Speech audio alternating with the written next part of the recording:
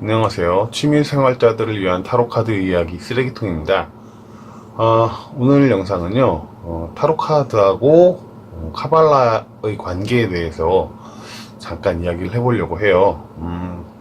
제가 이제 그 처음 영상들에서 타로카드를 점술에 이용을 할 것이라면 카발라나 점성술, 연금술 이런 것들에 대해서는 굳이 알 필요 없다라고 말씀을 드렸는데, 그렇다고는 해도 이 타로카드가 바로 기독교 신비주의 단체라고 할 수 있는 그런 영지주의 단체에서 만들어진 그 도구잖아요.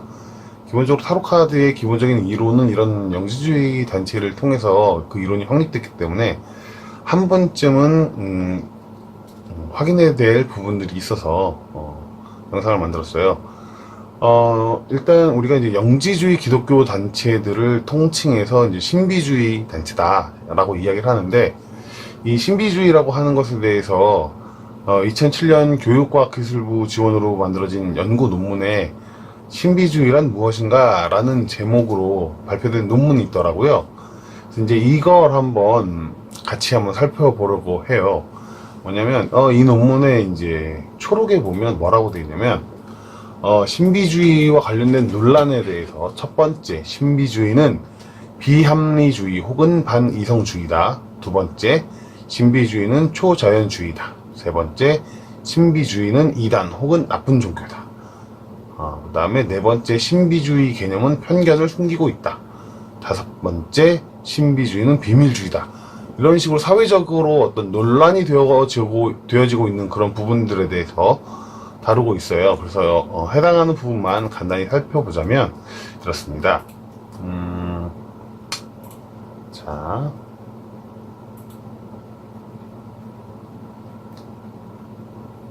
논문을 보자면 논문 제목은 신비주의란 무엇인가이고, 그 개념에 대한 오해와 유용성을 중심으로 작성된 논문입니다. 논문 작성자는 성혜영이라는 사람이고, 서울대학교 인문학연구원 조교수로 있는 사람으로 되어 있네요. 자, 그래서 여기 보시면 그 논란에 대해서 이제 이렇게 이야기하고 있어요. 신비주의는 비합리주의, 방금 조금 전에 말씀드린 그런 부분들이에요. 자, 그래서 이 부분에 대해서 한번 읽어보자면 여기 있네요. 자, 신비주의 개념에 대한 다양한 오해에서 첫 번째는 신비주의는 비합리주의 혹은 반이성주의다 라고 하는 것에 대해서 어떻게 이야기하고 있냐면, 신비주의는 인간의 합리성을 전면적으로 부정한 것이 아니라 그 한계를 명확하게 인식할 것을 강조했다고 보는 표현이 더 정확하다. 그리고 신비주의는 인간의 합리적 사고 능력과 종교적 직관을 함께 강조했던 움직임이라고 이해하는 것이 진실에 가깝다. 첫 번째 논란에 대한 그 연구 결과죠. 그리고 두 번째는 신비주의는 초자연주의다 라고 하는 부분에 대해서는, 신비주의는 비물질적 차원이 인간에게 드러나는 여러 계기뿐만 아니라 보이는 차원과 보이지 않는 차원, 신과 인간, 자연과 초자연 등 같은 일체의 이원적 분리를 통합하는 것을 목적으로 제시하며, 궁극적으로는 모든 이원성이 소거되는 신비적인 타벨 체험을 하는 것을 그 핵심으로 제안한다. 이렇게 되어 있거든요. 그래서 보시면 계시, 채널링, 접신, 유체이탈, 임사체험, 샤머니즘, 초능력, 기적, 이런 것들이 모두 이제 신비주의와 관련되어 있다. 이렇게 이해를 보고 있거든요.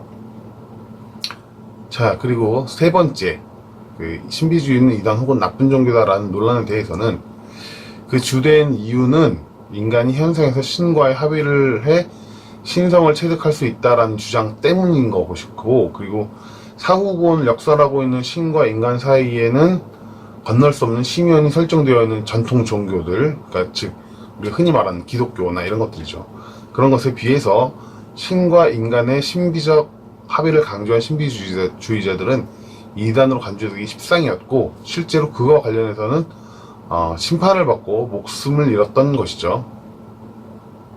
예수를 구원자가 아닌 우리가 따라야 할 모델로 여겼다는 이유로 죽임을 당하고, 구원자로서의 예수가 아닌 구원자로서의 예수가 가진 신성을 부정했다는 것이 그 이유였고, 그 이단으로 이제 사형을 당했다라는 거죠. 그게 이제 현대 종교, 그러니까 현재 기득 종교와 이제 신비주의, 영지주의 기독교 사이의 그 반목에 대한 이야기인 거죠. 근데 신비주의의 개념은 편견을 숨기고 있다라고 하는 부분에 대해서도요, 그 모더니즘 관점에서 신비주의 개념에 서양 중심주의가 숨겨져 있다고 비판하는 학자들도 있는데, 대표적으로 얀센은 신비주의 개념이 문화의 독특성을 간과하는 근대적 보편주의의 발상이라면서 동일성을 찾겠다는 시도가 서구적 기준으로 보편을 삼아 차이를 도외시하려는 정치적 의도를 숨기고 있다라고 비판했다, 이런 거죠. 뭐냐면 편견을 숨기고 있다는데, 사실 편견을 가지고 있는 것은 오히려 그 편견에 대한 것은 정치적 의도를 숨기고 그런 식으로 이야기를 하고 있다라는 거죠. 오해라는 거죠. 그리고 마지막으로 신비주의는 비밀주의다라고 돼 있는데, 이 비밀주의에 대해서는 비밀 엄수의 의무는 신비적 통찰을 과장하거나 신비화시키기 위해서라기보다는 그 알미 체험자를 포함해서 주변인들에게 큰 영향을 미치기 때문에 이를 조심하라라고 하는 의미가 컸고, 그 윤리적 지적 성숙을 이루지 못한 사람이 신비주의를 접할 때 생기는 위험을 최소화하기 위해서도 엄격한 비밀주의는 불가피한 측면이 있었다. 그리고 유대교의 카발라 전통이 입문자들을 불혹을 넘은 기혼 남성에게 국한시켰다라는 사실만으로도 사실 신비주의 전통은 신중함을 기하는 것이다 라고 볼 수 있다, 이런 식으로 이야기를 하고 있어요.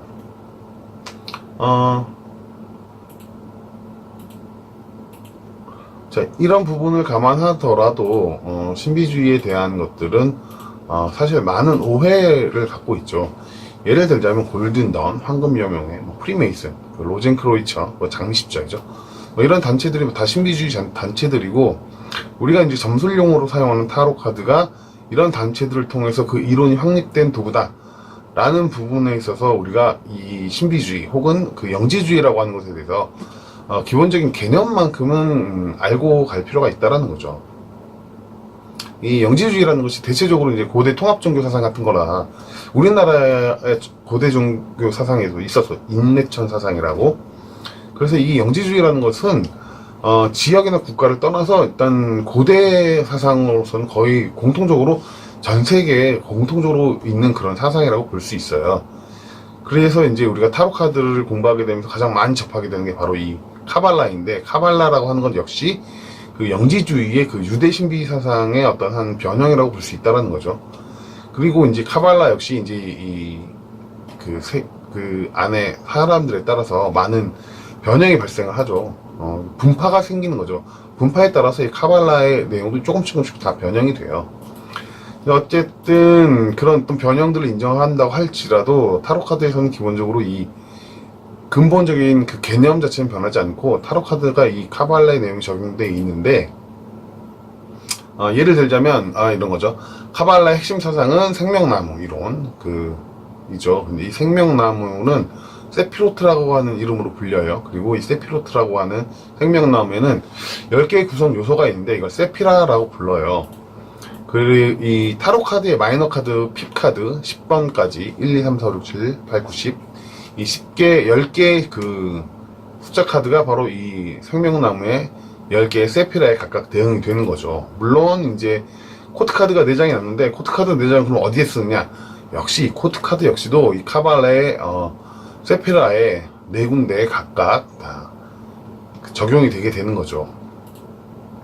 그리고 이 타로 카드의 그 마이너 수가 4개로 구성되어져 있는 이유는, 이 카발라에서는 4개의 세상을 구분을 하게 됩니다. 그리고 세상을 구성하는 물질도 4개의 물질이 있고, 그래서 타로 카드의 마이너 수표는 이 카발라의 4가지 세상을 각각 담당을 하고 있게 되죠. 그래서 4개의 세상에 맞춰지고, 4개의 방위에 맞춰지고, 4개의 어떤 물질에 맞춰지고, 거기에 이제 우리가 이제 별자리, 12개의 별자리도 역시 3개가 한 세트씩 돼서 각각의 4개의 세상에 구성되어지게 되죠.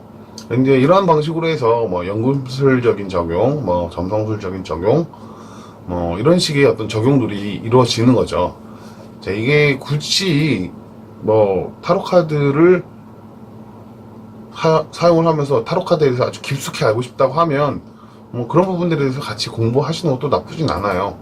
물론 이제 이게 깊숙이 들어가면 들어갈수록 뭐 영지주의에 대한 것들로 가까워지는 거죠. 궁극적으로는 그 영지주의, 그 그노시즘적인 그런 종교적인 개념이 점점 더 가까워지는 것뿐이지, 취미생활로 타로 카드 하는 사람들은 굳이 알 필요가 없는 내용들이라는 거죠. 그래서 이런 부분들 지금 카발라적인 어떤 적용, 타로 카드에서의 적용을 간단히 표로 정리를 하자면 이렇게 정리를 할 수 있습니다. 지금 보시는 것처럼 뭐 여러 가지가 있죠. 뭐 이것들은 그 골든던의 자료를 참조해서 작성한 거예요. 그리고 마찬가지로 골든던에서 제시하는 그 생명나무 대응편 이렇게 되어 있죠. 네. 취미로 타로 카드를 사용을 한다고 하면 이런저런 어떤 원리, 카발라적인 원리에 의해서 구성되어졌다 라는 어떤 그런 개념 정도만 알고 계시면